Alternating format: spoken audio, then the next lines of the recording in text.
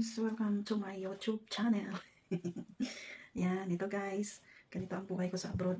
Pagkatapos ko sa kusina, ayan, pag oras na ng pahinga ko, dito na ako sa kwarto ko. Ito muna ang ginagawa ko guys, bago ako matulog. Hindi ako namimilansa guys pag sa araw kasi lagi ako nagbabasa ng tubig. Ayaw kong yung kamay ko ba namamanhid.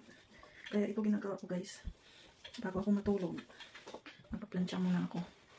Ayan, para hindi na ako magbabasa ng kamay. Pagkatapos ko nito, tulog na. Ganito ang buhay ng abroad guys. Hindi ganun kadali. Kailangan talaga mahaba ang iyong pasensya.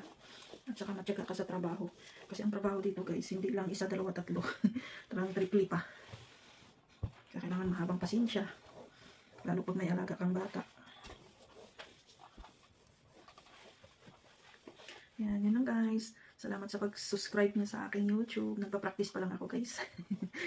Nagpa-practice pa lang ako mag-YouTube guys. Sana supportahan niyo ako. Sana tulungan niyo ako para ma-monetize. Bye-bye. God bless you all.